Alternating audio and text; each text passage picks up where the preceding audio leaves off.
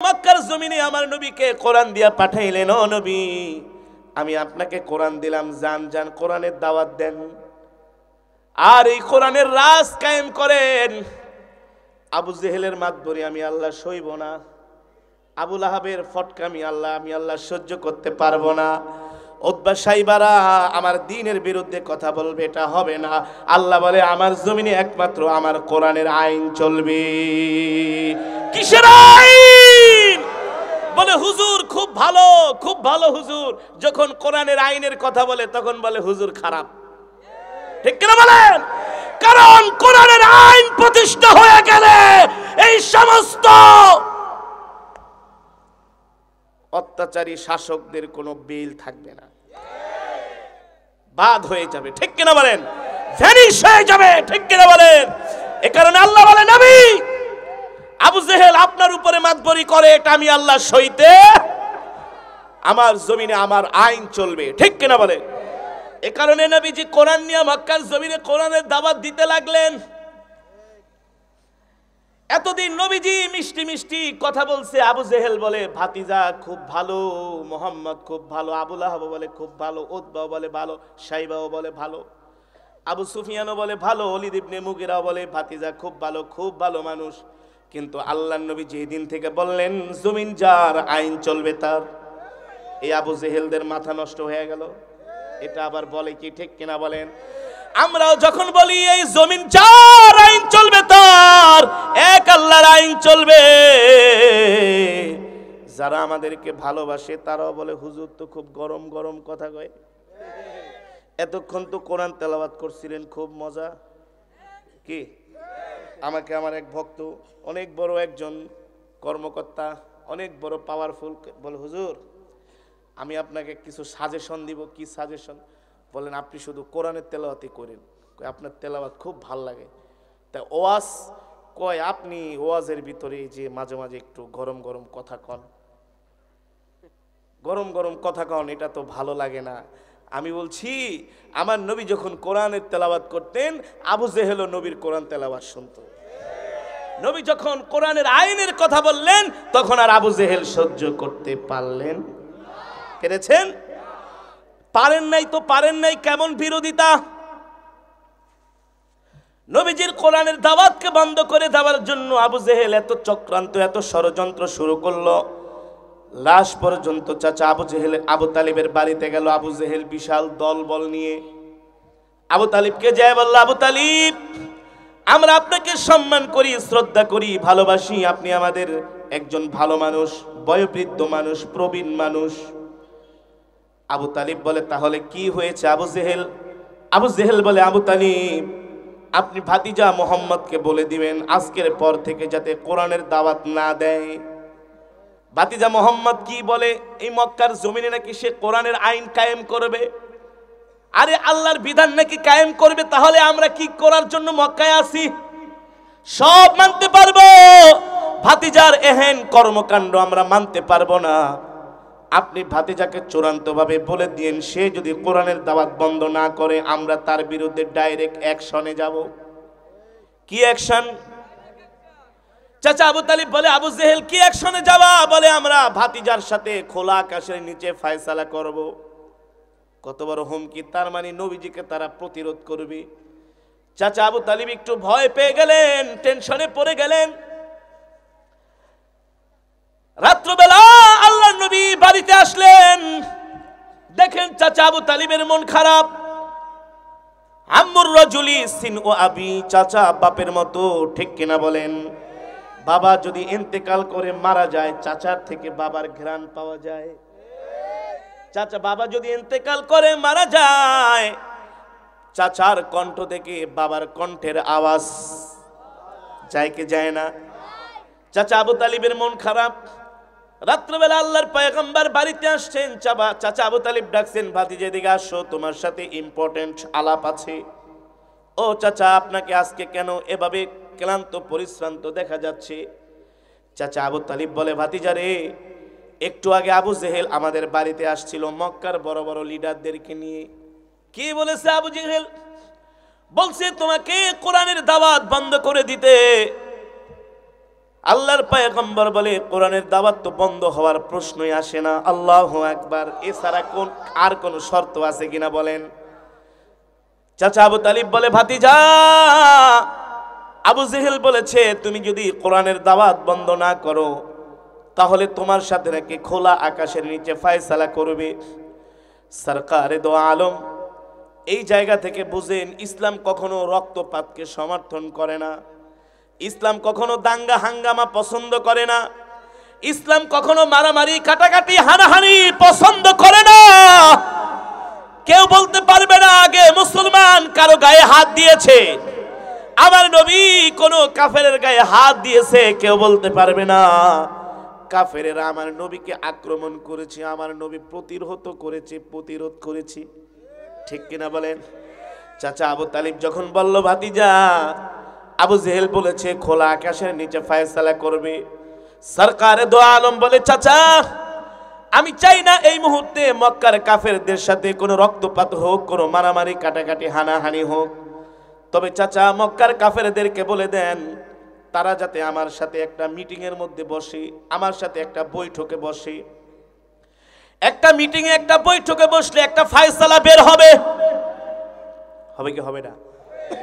দুই পক্ষ যখন একসাথে বসে, চাচা আবু তালিব বলে গুড আইডিয়া ভাতিজা। চলে গেছে আবু জেহেলের বাড়িতে আবু তালিব, যে বলে আবু জেহেল ভাতিজা বলেছে তোমাদের সাথে সে একটা মিটিং এ বসে একটা ফয়সালা করবে, তুমি কি বলো? আবু জেহেল বলে না না ভালো আইডিয়া, আরে আমরা তো জানি ভাতিজা মোহাম্মদ খুব ভালো মানুষ, সে মারামারি কাটাকাটি এগুলো করে না। তাহলে আবু জেহেল চলো চলো ভাতিজা মোহাম্মদের সাথে এক জায়গায় একটা মিটিং এ বসো, বৈঠকে বসে একটা ফয়সালা করো। আবু জেহেল বলে চলো আবুল আহাবের বাড়িতে যাই। আবুল আহাবের বাড়িতে গেল। আবু জেহেল যে বলে আবুল আহাব রে খুশির খবর আছে, ভাতিজা আমাদের সাথে মিটিং এ বসার সিদ্ধান্ত নিয়েছে, আমাদের সাথে মিটিং এ বসে একটা ফয়সালা করার সম্মত হয়েছে।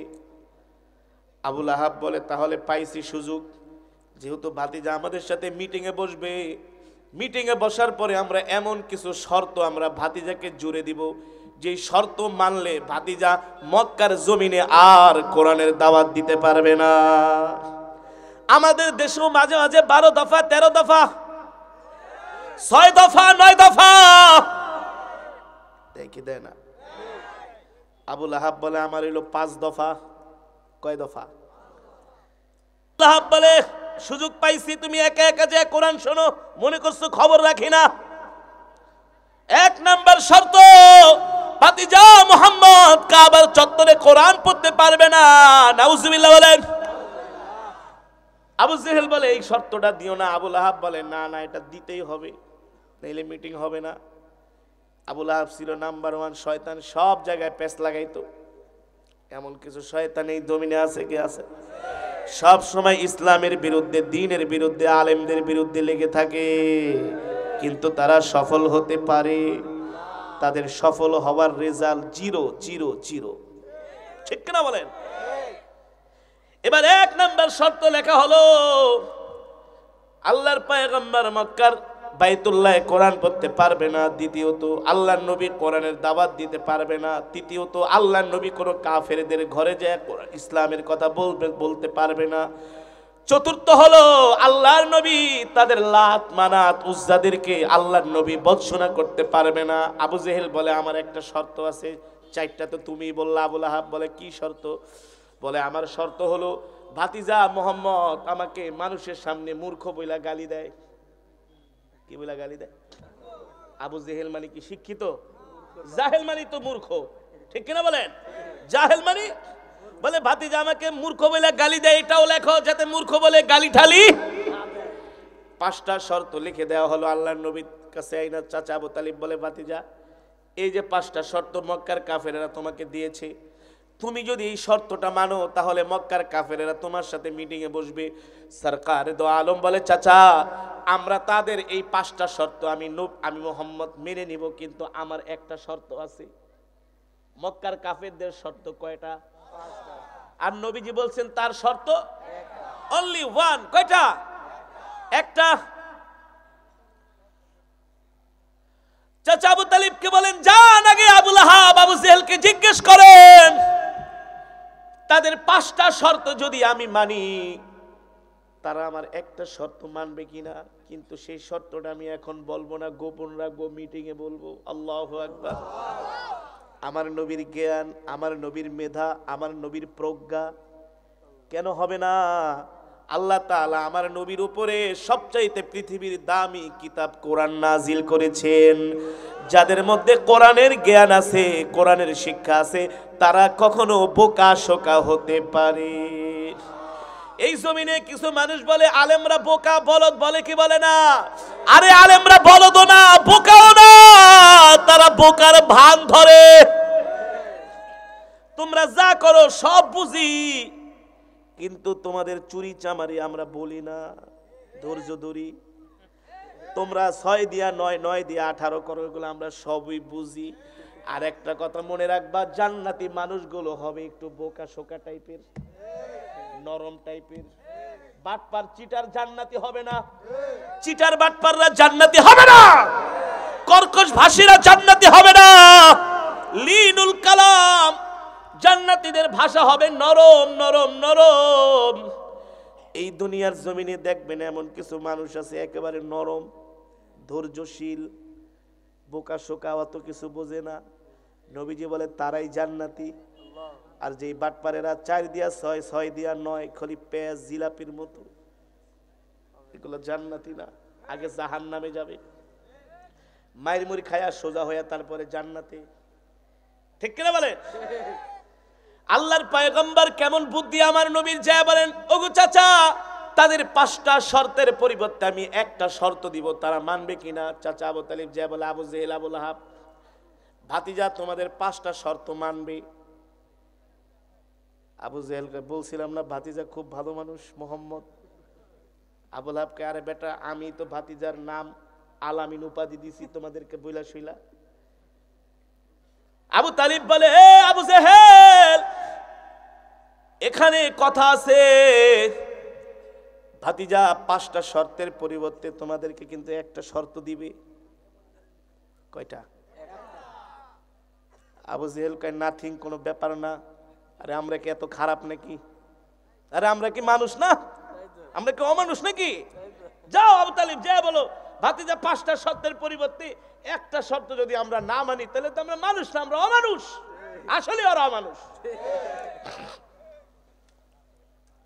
বলে একটা শর্ত মানবো, যাও চিন্তা করো না, নো টেনশন। চাচা আবু তালিব কয় আবু জেহেল তোমার কথাবার্তা কিন্তু কোনো ঠিক ঠিকানা নাই, রাত্রে বলো একটা, সকালে বলো আর একটা। না আবু তালিব এত খারাপ মনে করেন না, আমরা কি এত খারাপ নাকি? হ্যাঁ, ভাতিজা এতগুলো শর্ত মানবে আর আমরা একটা শর্ত মানবো না? বলে কি বলো? আমরা হ্যাঁ মানবো। আর ভাতিজারে কি আমি কম আদর করি নাকি? ভাতিজা মারামারি করে না, কাটাকাটি হানাহানি কিচ্ছু করে না, এক কথায় আমাদের শর্তগুলো মেনে নিবে, তাহলে আমরা কেন মানবো না? আবু জেহেল হ্যাঁ, মিটিং এর তারিখ ঘোষণা করো। ঠিক আছে, 3 দিন পরে ভাতিজাকে বলবা কাবার চত্বরে আসতে, আমরা মিটিং এ বসবো ভাতিজার সাথে। 3 দিন পরে মাগরিবের সময়, মাগরিবের নামাজের পরে আল্লাহর নবী আস্তে আস্তে করে কাবার চত্বরের দিকে আসতে লাগলেন, মক্কার বড় বড় লিডারদের সাথে মিটিং করার জন্য।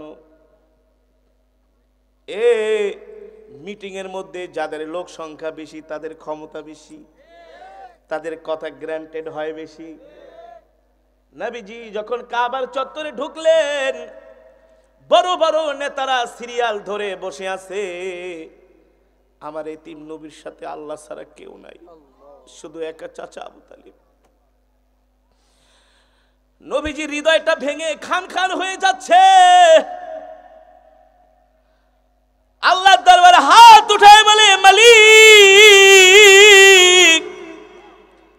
মক্কার কাফেরেরা আমাকে এমন শর্ত জুড়ে দিয়েছে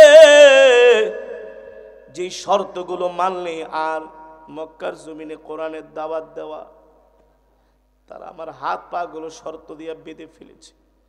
আল্লাহ, আপনি যদি আমাকে সাহায্য না করেন, এই মক্কার বিশাল বাহিনীর বিরুদ্ধে আমি কখনো বিজয় অর্জন করতে। আল্লাহ তাআলা জিবরাইলকে পাঠিয়ে দিছে, ও জিবরাইল যাও যাও আমার বন্ধুকে যেয়ে বলো আমার বন্ধু যাতে হতাশ না হয়, আমার বন্ধু মনে মনে যে শর্তটা আমার বন্ধু মনে মনে যে শর্তটা এঁকে রেখেছে ওই শর্তের প্রতি আমার আল্লাহর সমর্থন আছে। কার সমর্থন? ওদের 5টা শর্তের পরিবর্তে একটা শর্তে তারা আটকিয়ে যাবে, কোনো কথা বলার সাহস থাকবে না, সুযোগ থাকবে না। তারা যতই অপকৌশল গ্রহণ করুক না কেন, ওয়ামাকারু ওয়ামাকারাল্লাহ ওয়াল্লাহু খায়রুল মাকিরিন। আল্লাহ বলে, ও নবী নাফরমানেরাও কৌশল করে, আমি আল্লাহও কৌশল করি, কিন্তু আমার কৌশল হলো উত্তম কৌশল। আল্লাহর কৌশল। নবীজি মিটিং এ বসলেন, নবীজির চোখের পানি একা, সাথে কেউ নাই। মক্কার বিশাল বাহিনীর বিরুদ্ধে আমার নবী একা। মিটিং এ বসা হলো, আল্লাহর পয়গম্বর বলে, চাচা আবু তালিব, ও প্রিয় চাচা, আপনি বলেন মক্কার কাফেরেরা কি কি শর্ত আমাকে দিতে চায়, কি শর্ত মানলে তারা খুশি। 1 নম্বরে আবু জেহেল দাঁড়ায় বলে, ও ভাতিজা মোহাম্মদ, তুমি আমাকে মূর্খ বইলা গালি দাও, আজকের পর থেকে আমাকে আর মূর্খ বইলা গালি দিতে পারবা না। আল্লাহর নবী বলে, চাচা আপনাকে আমি মূর্খ বইলা গালি দেই না, আপনি আপনার যেই নাম, এই নামের মিনিংই তো হচ্ছে নির্বোধ, মূর্খ। আমি কি করব? আর আপনি যে কাজগুলা করেন সব মূর্খের মতোই করেন। আল্লাহর পয়গম্বর বলে, ঠিক আছে শুনলাম আপনার এটা। দ্বিতীয়ত আবু লাহাব বলে, এ ভাতিজা মোহাম্মদ, আজকের রাত্রের পর থেকে তুমি আর কাবার চত্বরে দাঁড়ায় কোরআন পড়বা না। সরকার দো আলম বলেন, কোরআন পড়লে তাতে সমস্যা কি? বলে, তুমি যখন কোরআন পড়ো রাত 2টা 3টা বাজে, আমরা আমাদের সন্তানদেরকে ঘরে রাখতে পারি না, তারা ঘুম বাদ দিয়া কাবার চত্বরে আইসা তোমার তেলাওয়াত শোনে। আমরা বিভ্রান্তির মধ্যে পড়ে যাই, আমাদের সন্তানেরা আমাদেরকে এমন প্রশ্ন করে উত্তর দিতে পারি না।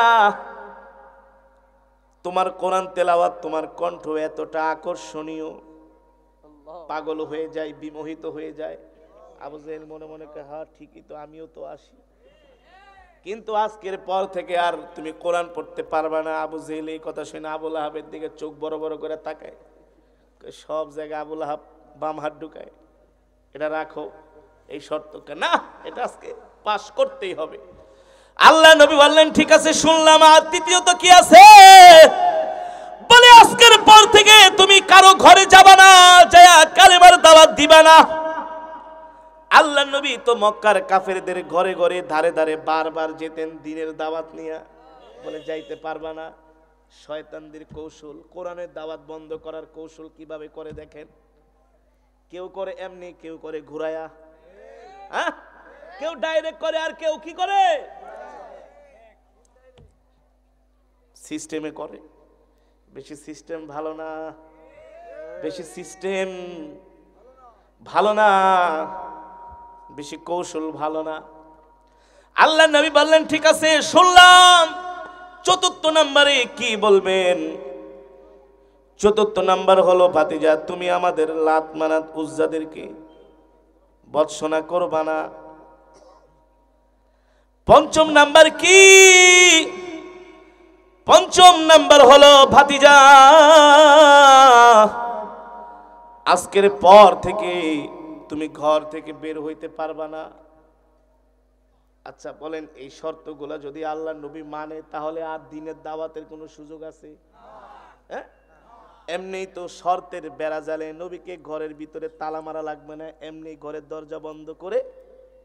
এগুলো হচ্ছে ইসলাম বিরোধীদের কূটকৌশল।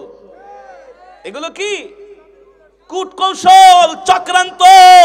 এই চক্রান্ত নতুন না, সেই আবু জেহেলও এই চক্রান্ত করেছিল। নবীজি বলে, চাচারা আপনাদের শর্তগুলো দেওয়া হয়েছে কিনা? বলে, হ্যাঁ ভাতিজা, এই 5টা শর্ত মানলে তোমার সাথে আমাদের আর কিছুই নাই। নবীজি বলে 5টা শর্ত দিয়া তো সব কেল্লা ফতেই করে দিছে, আর কি আছে এখানে? শয়তানের শয়তানি বলে 5টা শর্ত দিছি, এটা মানলেই শেষ, আর এটা মানলে তো আসলেই শেষ। সরকার দো আলম বলে, ও আবু জেহেল, আবু লাহাব, উতবা, শাইবা, আবু লাহাব, তোমরা আমাকে 5টা শর্ত দিয়েছো, এবার আমার কথা শোনো, আমার কথা শোনো। তোমাদের 5টা শর্ত যদি আমি মানি, আমার একটা শর্ত তোমরা মানবা কিনা? আবু লাহাব লাভ দিয়ে দাঁড়ায় গেছে, শুনবো মানি, তুমি খালি বলো, দায়িত্ব আমার। দায়িত্ব কি? আল্লাহর পয়গম্বর বলে, চাচা ইজলিস, বসেন, এত গরম হয়েন না, বেশি আবেগ ভালো না, আগে বোঝার চেষ্টা করেন মানবেন কিনা।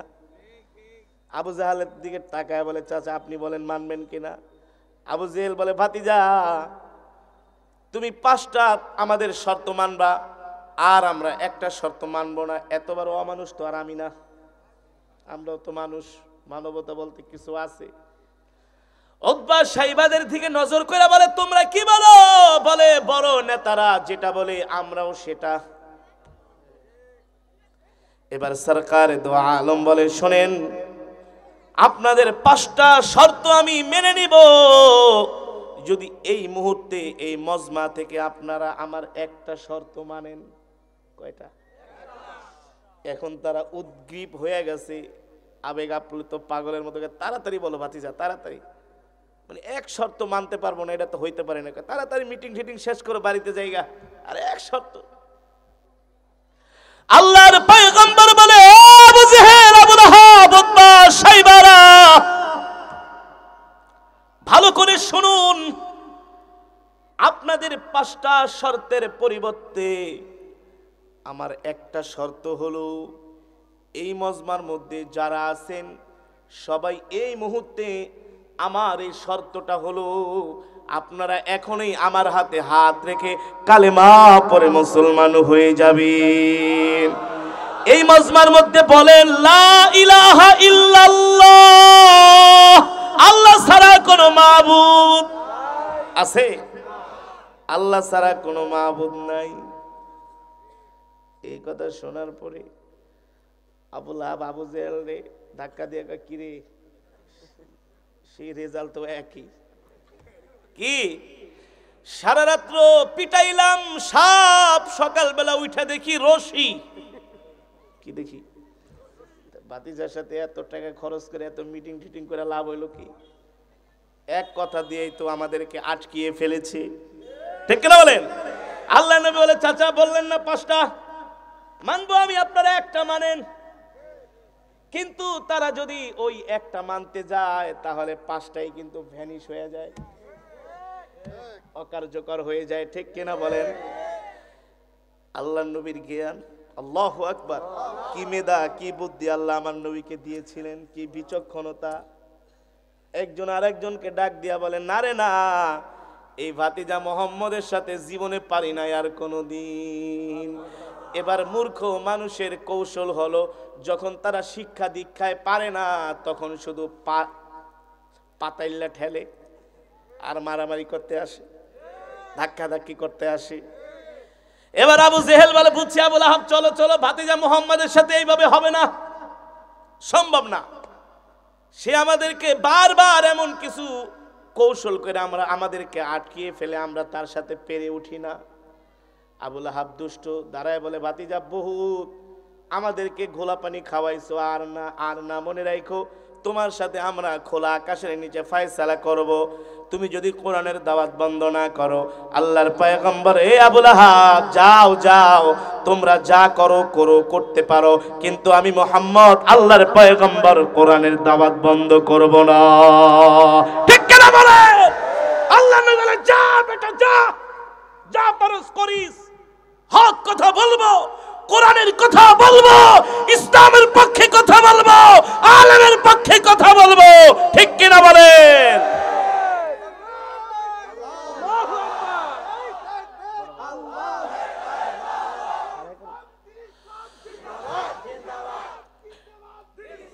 সম্মানিত হাজিরিন, এই বয়ান থেকে কি বুঝলেন? ইসলামের বিরুদ্ধে যতই ষড়যন্ত্র, যত আঘাত, যত কৌশল অপকৌশল অবলম্বন করা হোক না কেন, যতদিন বাঁচবো ইসলামের পক্ষে বাঁচবো, দ্বীনের পক্ষে বাঁচবো। যতদিন বাঁচবো ইসলামের সাথে আছি, দ্বীনের সাথে আছি, কোরআনের পক্ষে আছি, আলেমদের পক্ষে আছি। কেউ যদি মনে করে আমরা শেষ, আমরা শেষ না। যেখানে মনে করবে শেষ, সেখান থেকে আবার শুরু, সেখান থেকে আবার যুগ জামানা পাল্টে দিতে চাইলে অনেকজন, একজনেই আনতে পারে জাতির জাগরণ। ঠিক কিনা বলেন? আমাদের জিকিরের আওয়াজ শুনলে আশেপাশের মানুষগুলো আমাদেরকে বলবে এখানে কিছু আল্লাহর পাগলেরা বসে আছে। দুনিয়ার মানুষ আমাদের পাগল বলে বলুক, তাতে আমাদের কিছু যায় আসে না। আমরা এই দুনিয়ায় বাড়ির পাগল হতে চাই না, নারীর পাগল হতে চাই না, গাড়ির পাগল হতে চাই না, সম্পদের পাগল হতে চাই না। আমরা একমাত্র আল্লাহর পাগল হতে চাই। কার পাগল? আসুন সেই মাওলায় পাকের নামে জিকির করি, লা ইলাহা ইল্লাল্লাহ, লা ইলাহা ইল্লাল্লাহ, লা ইলাহা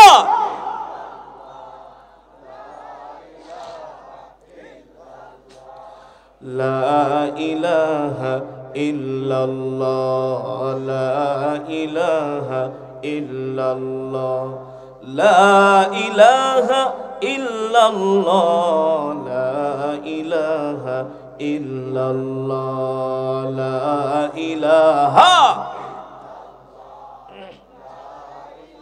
আরো আওয়াজ করে, লা ইলাহা ইল্লাল্লাহ, লা ইলাহা ইল্লাল্লাহ, লা ইলাহা। মাশাআল্লাহ মাশাআল্লাহ। লা ইলাহা ইল্লাল্লাহ, লা ইলাহা ইল্লাল্লাহ, লা ইলাহা, লা ইলাহা ইল্লাল্লাহ মুহাম্মাদুর রাসূলুল্লাহ। জোরে জোরে বলি সাল্লাল্লাহু। আলহামদুলিল্লাহ, বাগী জান্নাত কারিমিয়া কওমি মাদ্রাসার উদ্যোগে আজকের এই একদিন ব্যাপী ইসলামী মহাসম্মেলন, উক্ত সম্মেলনের মান্যবর শ্রদ্ধা ভাজন সভাপতি, প্রধান অতিথি, বিশেষ অতিথি, আইম্মায়ে মাসাজিদ, দিগার হযরতে উলামায়ে কেরাম, তলাবায়ে আযম, দূর দূরান্ত থেকে আগত দিন প্রিয়, ইসলাম প্রিয় আমার কলিজার টুকরা যুবক বন্ধুরা, বৃদ্ধ বাবারা, পর্দার অন্তরালে সম্মানিত মা ও বোনেরা, সেই মহান আল্লাহ সুবহানাহু ওয়া তাআলার দরবারে লাখো কোটি শুকর, যে মহান আল্লাহ তাআলা আজকে আমাদেরকে এত সুন্দর কোরআন ও হাদিসের মজমা, জান্নাতের বাগান। এটা কিসের বাগান? এই বাগানে আল্লাহ আপনাকে আমাকে আসার বসার তৌফিক দিয়েছেন, সুযোগ করে দিয়েছেন। এজন্য শুকরিয়াতান আদায় করি, বলি আলহামদুলিল্লাহ। সম্মানিত হাজিরিন, এই জমিন কার? আরো জোরে বলেন, জমিন কার? আসমান কার? হায়াতের মালিক, রিজিকের মালিক। আমরা কার গোলাম? আরো জোরে বলেন, কার গোলাম? তার মানে আসমান যার, আইন চলবে তার, জমিন যার, বিধান চলবে তার। আল্লাহ ছাড়া অন্য কারো তন্ত্র মন্ত্র মানা যাবে না। মুসলমান এক আল্লাহর গোলামি করবে, ঠিক কিনা বলেন? মুসলমান আল্লাহ ছাড়া কাউকে ভয় পায় না। ইমানদার আল্লাহ ছাড়া অন্য কারো সাথে মাথা নত করে না, অন্য কাউকে পরোয়া করে না, ঠিক কিনা বলেন? এগুলো হচ্ছে ইমানদারের কোয়ালিটি, ইমানদারের আলামত। সম্মানিত হাজিরিন, আমি তো এই জন্যই আপনাদেরকে দীর্ঘক্ষণ সময় কোরআনের তেলাওয়াত শুনিয়েছি। কোরআনের তেলাওয়াত শুনলে ঈমান বৃদ্ধি পায়। ঈমান, ঈমান। যেই যুবক কোরআন শুনে না, ওর ঈমান নাই, ঈমান নাই। যেই যুবকের সাথে কোরআনের সম্পর্ক নাই, ওই যুবককে পাওয়া যায় গাজার আড্ডায়, ফেন্সিডিলের আড্ডায়, জুয়ার আড্ডায়, ঠিক কিনা বলেন? আর যেই যুবকের সাথে কোরআনের সম্পর্ক আছে, মসজিদের মিনার থেকে আজান দিলে মসজিদের বারান্দায় দাঁড়াইলে ওই যুবককে পাওয়া যায়। ঠিক কিনা বলেন? সম্মানিত হাজিরিন, আমি যে কোরআন আপনাদের সামনে তেলাওয়াত করলাম, এই কোরআন কালামুল্লাহ। কার কথা? জোরে বলেন, কার কথা? আল্লাহ তাআলার কথা। ফর এক্সাম্পল, এই দুনিয়াতে কিছু মানুষ আছে দেখবেন, তারা এমপি মন্ত্রীর সাথে সম্পর্ক রাখে না? আবার এমন কিছু পার্সন আছে, এমপি মন্ত্রী বড় বড় উচ্চ পদস্থ কর্মকর্তার সাথে কোনো সম্পর্ক নাই, যে একটা সেলফি তোলে, আর ওই সেলফিটা দেখায়া ফায়দা হাসিল করে কি করে না? বলে, এই তুমি চিনো অমুক মন্ত্রীর সাথে আমার সম্পর্ক। আবার বলে, বিশ্বাস করো না তার সাথে আমার সম্পর্ক কিনা, তাকে জিজ্ঞেস করো। বলে, হ্যাঁ, মন্ত্রী সাহেবের সাথে তার একটা পারিবারিকভাবে সম্পর্ক আছে, রক্তের সম্পর্ক না থাকলেও পারিবারিকভাবে একটা সম্পর্ক আছে, ভালোটা একটা আন্ডারস্ট্যান্ডিং। দুনিয়ার জমিনে একজন মন্ত্রী এমপির সাথে বড় কোনো উচ্চ পদস্থ কর্মকর্তার সাথে সম্পর্ক থাকলে এই দুনিয়াতে ফ্যাসিলিটি পাওয়া যায় কি যায় না? সুযোগ সুবিধা পাওয়া যায় কি যায় না? সবাই চায় বড় বড় মানুষের সাথে সম্পর্ক করতে, ঠিক কিনা বলেন? কিন্তু সর্বময় ক্ষমতার মালিক, জোরে বলেন, ইন্নাল্লাহা আলা বাদিউস সামাওয়াতি ওয়াল আরদ। আল্লাহ বলে, নবী বলে দেন, নবমণ্ডল ভূমণ্ডল আসমান জমিন সৃষ্টি করেছেন কে? এগুলার মালিক কে? মুসলমান আরো জোরে বলেন, কে? আমাদের মাথার উপর কয়টা আসমান আছে? জোরে বলেন। আমি করব ওয়াজ, আপনারা দিবেন আওয়াজ। ওয়াজ বেশিক্ষণ হবে না, যতক্ষণ হবে ততক্ষণ টর্নেডো ছুটবে, টর্নেডো। ঈমান জাগানিয়া কিছু কথা হবে, ঠিক কিনা বলেন? কারণ বারবার ইসলামের উপরে আঘাত আসতেছে, ইসলাম নিয়ে ষড়যন্ত্র হচ্ছে। যত ইসলাম নিয়ে, দিন নিয়ে, ধর্ম নিয়ে ষড়যন্ত্র হোক না কেন, এদেশের মুসলমান ইসলামের জন্য, দ্বীনের জন্য যে কোনো সময় জান মাল সব কিছু কোরবানি করতে তৈরি আছে কি আছে না? কেউ যদি মনে করে এই সমস্ত ভাউতাবাজি করে ইসলামকে মুছে দিবে, পারবে না। আবু জেহেলই পারে নাই, পারছে? আবু লাহাব, উতবা, শাইবা পারে নাই। ফেরাউন, নমরুদ, সাদ্দাত পারে নাই। ইসলাম ছিল, ইসলাম আছে, ইসলাম। কিন্তু যারা ইসলামের বিরুদ্ধে আঙ্গুল তুলবে, আবু লাহাবের মতো আল্লাহ তাদের হাত আঙ্গুল সব ধ্বংস করে দিবে, ঠিক কিনা বলেন? সম্মানিত হাজিরিন, বলছিলাম আসমান কয়টা? কোরআনে আছে কি আছে না? না বানায় বলতেছি? আছে। আল্লাযী খালাকাস সাবআ সামাওয়াতিন তিবাকা মা তারা ফি খালকির রহমানি মিন তাফাউত ফারজি'ল বাসার হাল তারা মিন ফুতুর। আল্লাহু আকবার। আল্লাহ রাব্বুল আলামিন বলেন, নবী দুনিয়ার মানুষদেরকে বলে দেন, আমি তাদের মাথার উপরে একটা, দুইটা, তিনটা, চারটা, পাঁচটা, ছয়টা, আমি আল্লাহ 7টা আসমান বানাইছি। সুবহানাল্লাহ বলেন। বাদিউস সামাওয়াতি ওয়াল আরদ। আল্লাহ বলেন, নবী নবমণ্ডল ভূমণ্ডল আসমান জমিন আমি আল্লাহ সৃষ্টি করেছি, অন্য কেউ নয়। আল্লাহ বলে, এগুলো সৃষ্টি করতে যে আমার আল্লাহর কোনো ক্লান্তি নাই, কোনো পরিশ্রম নাই, কোনো মেহনত নাই। ও যুবক, আমার আল্লাহর পাওয়ার কেমন, ক্ষমতা কেমন? তুমি দুনিয়ায় কার পিছনে ঘুরতেছো রে যুবক? তুমি কার পায়ে সেজদা দাও মাজারে যায়া? তোমার তো সেজদা দেওয়ার কথা ছিল আল্লাহর কদমে, ঠিক কিনা বলেন? তোমাকে মসজিদে পাওয়া যায় না, আল্লাহর কদমে সেজদা দেওয়ার জন্য তোমাকে পাওয়া যায় না। ওয়া মা মিন দাব্বাতিন ফিল আরদি ইল্লা আলাল্লাহি রিজকুহা। রিজিকের মালিক আর জোরে বলেন কে? দুনিয়ার কোন প্রেসিডেন্ট না, কোন রাজা বাদশা না, রিজিকের মালিক। ভাগ্য পরিবর্তন করতে পারে কে? আল্লাহ ছাড়া কেউ ভাগ্য পরিবর্তন করতে পারে না, ঠিক কিনা বলেন? একমাত্র আল্লাহই ভাগ্য পরিবর্তন করতে পারে। আমাদের হায়াতের মালিক, রিজিকের মালিক আল্লাহ। সেই আল্লাহ আমাদের মাথার উপরে একটা দুইটা তিনটা চারটা না 7টা আসমান বানাইছে। কয়টা? এই 7টা আসমান বানাইতে যায় আল্লাহ কোটি কোটি পিলার দিয়েছেন, খাম দিয়েছেন, ভীম দিয়েছেন, পাইলিং করেছেন। তাহলে আসমান কিভাবে টিকে আছে? জোরে বলেন।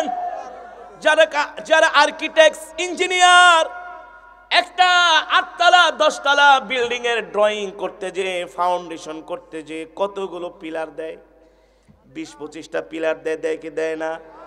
এখন রডের দাম বেশি। কিসের দাম? ওই দিন আমি এক ইঞ্জিনিয়ারকে বললাম, মিয়া 7 তলা বিল্ডিং এ এতগুলো পিলার দিচ্ছেন, 80,000 টাকা টন পিলার রড, 2-4টা পিলার একটু কমায় দেন। বলে হুজুর তাইলে রডের বদলে বাঁশ দিয়া দেন। রডের বদলে কি দেন? বাঁশ দিয়া দেন, টাকা পয়সা কম লাগবো। আমাদের দেশে আবার রডের বদলে বাঁশও দেয়, দেখে দেয় না? দেখেন না মাঝে মাঝে রডের বদলে সরকারি কর্মকর্তারা বাঁশ ঢুকায় দেয়, বাঁশ। ঠিক কিনা বলেন? সম্মানিত হাজিরিন,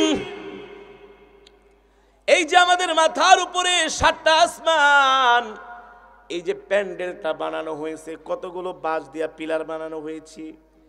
এখান থেকে যদি পিলারগুলো সরায় দেন, এই মঞ্চ থাকবে না, এই প্যান্ডেলও থাকবে না। ঠিক কিনা বলেন? ভেঙে পড়ে যাবে, ভেঙে পড়ে যাবে। কিন্তু আমার আল্লাহ আমাদের মাথার উপরে কিভাবে 7টা আসমান বানাইলেন? কোনো পিলার নাই, খুঁটি নাই, তার মানে সর্বময় ক্ষমতার মালিক। আরো জোরে বলেন কে?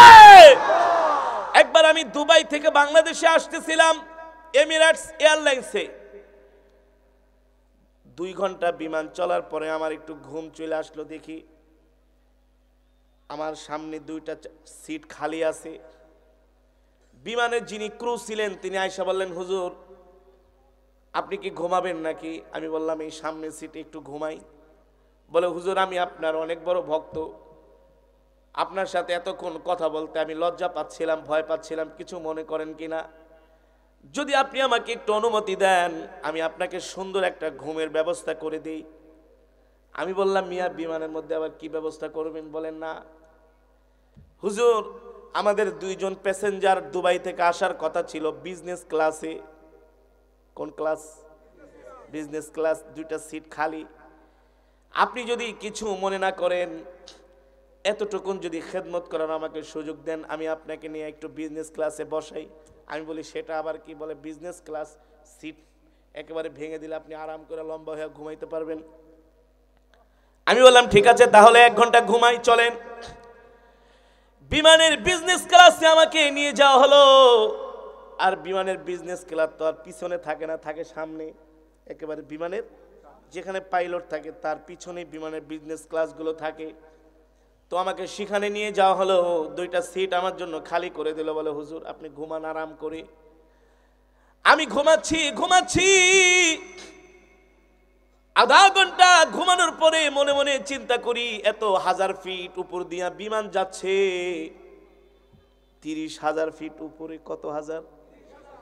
মাঝে মাঝে চিন্তা করি যদি আল্লাহ না করুক, যদি কিছু হয়ে যায় তাহলে নগদে কি শেষ, বাঁচার কোনো উপায় আছে?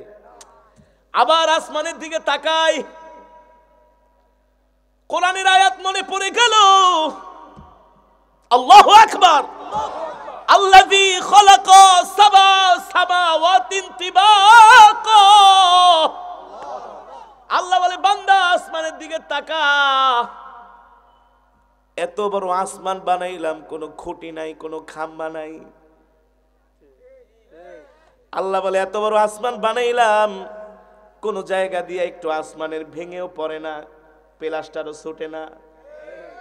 আমরা বিল্ডিং বানাইলে 10-12 বছর গেলে তো আস্তে আস্তে করে ওয়ালের প্লাস্টার গুলো খসে খসে পড়ে যায় কি যায় না? ভীম গুলো দুর্বল হয়ে যায়, পিলার গুলো দুর্বল হয়ে যায়। আসমানের দিকে তাকাই, মেঘমালা, মাঝে মাঝে বিমান মেঘের সাথে বাড়ি খায়, একটু নিচে যায় আবার উপরে উঠে। আমার কলিজাটা ফেটে যাচ্ছে, মালিক তুমি এত নিয়ামত দিয়ে আমাদেরকে ভরপুর করে রাখছো, মনে মনে চিন্তা করলাম, আল্লাহ এই আসমানের মধ্যে তুমি কেন খুঁটি দিলা না? খুঁটিবিহীন তুমি কিভাবে আসমানগুলাকে আল্লাহ তুমি টিকায়া রাখছো? আল্লাহ বলে ফাইদা কদা আমরান ফাইন্নামা ইয়াকুলু লাহু কুন ফায়াকুন। আমি আল্লাহ যখন কিছু বানানোর জন্য সিদ্ধান্ত নেই, কিছু করার জন্য সিদ্ধান্ত নেই, আল্লাহ বলে আমি বলি কোন হয়ে যায়, কোন হয়ে যায়, ঠিক কিনা বলেন? মনে মনে চিন্তা করতে লাগলাম, মাঝে মাঝে দেখি পদ্মা সেতুর পিলারের সাথে যাইতা ফেরি ধাক্কা লাগে। কথা বলেন, কথা বলেন। আমার কথা যদি লজিক অনুযায়ী হয়, কোরআন হাদিস অনুযায়ী হয়, আওয়াজ দিতে হবে। মাঝে মাঝে পদ্মা সেতুর পিলারের সাথে ফেরি ধাক্কা লাগে, লাগে কি লাগে না? এই কারণে 4 মাস ফেরি বন্ধ ছিল। কয় মাস? আরো জোরে বলেন, কয় মাস? 4 মাস ফেরি বন্ধ ছিল। আল্লাহ যদি আসমানের ভিতরে পিলার দিতেন, পিলার, মাঝে মাঝে বিমান যায় পিলারে ধাক্কা লাগতো, লাগতো কি লাগতো না? লাগতো কি লাগতো না? দেখা যাইতো বছরে এমন 10-12-20টা ঘটনা, বিমান অ্যাক্সিডেন্ট করতেছে আসমানের পিলারের সাথে ধাক্কা লেগে, ঠিক কিনা বলেন? আরে বাসে আর ট্রেনে লঞ্চে আর কত মানুষ যাতায়াত করে। একটা পরিসংখ্যানে দেখা গেছে বছরে 300 কোটি মানুষ বিমানে শুধু যাতায়াত করে। বিমান যদি বন্ধ হয়ে যায় সারা পৃথিবীর স্থবির হয়ে যাবে। এই যে গত বছর করোনা আসছিল, বিমান বন্ধ ছিল, পণ্যের দাম বেড়ে গেছে, দেশের অর্থনীতিতে ধস নেমেছে। বিমান বন্ধ থাকা মানে আন্তর্জাতিকভাবে এক এক দেশের সাথে এক দেশের সম্পর্ক ছিন্ন হয়ে যাওয়া, ঠিক কিনা বলেন? যদি এমন আসমানের মধ্যে পিলার থাকতো, আল্লাহ না করুক, যদি আল্লাহ একটা শাহজালাল আন্তর্জাতিক বিমানের এক সাইডে যদি একটা আসমানের পিলার বসাইতো, আর আপনাদের যশোরে যে এয়ারপোর্ট আছে এখানে যদি 2-1টা আসমানের পিলার থাকতো, কয়টা বিমান যে ধ্বংস হইতো আল্লাহ ছাড়া কেউ জানে? জেনে বলেন। আমার আল্লাহর ক্ষমতা, আল্লাহু আকবার। আমার আল্লাহ কত বড় আর্কিটেক্ট, ইঞ্জিনিয়ার, আল্লাহু আকবার। আল্লাহ বলে বান্দারে 7টা আসমান বানাইছি, এই আসমান কোনোদিন ভাঙবেও না, চুরবেও না, কোন জায়গা দিয়ে একটা আস্তর ছুটেও পড়বে না। আল্লাহু আকবার। আজ পর্যন্ত এমন শুনবা না 4th আসমান ভাঙ্গা 3য় আসমানের উপরে পড়ছে, 3য় আসমান ভাঙ্গা 2য় আসমানে পড়ছে, 2য় আসমান ভাঙ্গা পৃথিবীতে পড়ছে, কোনোদিন শুনবা না, ঠিক কিনা বলেন? আল্লাহ বলে হ্যাঁ হ্যাঁ হ্যাঁ, যখন সময় হবে ইয়াউমা নাতুইস সামাআ কাতাইস সিজিল্লি লিল কুতুব। আল্লাহু আকবার। আল্লাহ বলে এই আসমান ভাঙবে না, চুরবে না, ফাটবে না, কিন্তু আমি আল্লাহ যেই দিন চাইবো এই 7টা আসমানকে কাগজের মতো পেঁচাইয়া, আল্লাহ বলে আমার কুদরতে হাতের মুঠায় নিয়ে আসার মারবো, আসার। আল্লাহু আকবার। আসার মারার সাথে সাথে সব ভেঙে চুরে খান খান হয়ে যাবে, ঠিক কিনা বলেন? সম্মানিত হাজিরিন, আল্লাহ বলে এই দুনিয়া আমি বানাইলাম, এই আসমান জমিন আমি বানাইলাম, সব কিছুর মালিক কে? আরো জোরে বলেন কে? আল্লাহ বলে সব কিছু আমি বানাইলাম, সব কিছুর মালিক আমি, কিন্তু আমার জমিনে থাইকা অন্য কেউ মাতবরি করবে, এটা আমি আল্লাহ সহ্য করব? আমার জমিনে থাইকা অন্য কেউ মাতবরি করবে, আমার বিধানের বিরুদ্ধে কথা বলবে, ইসলামের বিরুদ্ধে কথা বলবে, আল্লাহ বলে আমি এটা মানতে পারবো? তার মানে জমিন যার,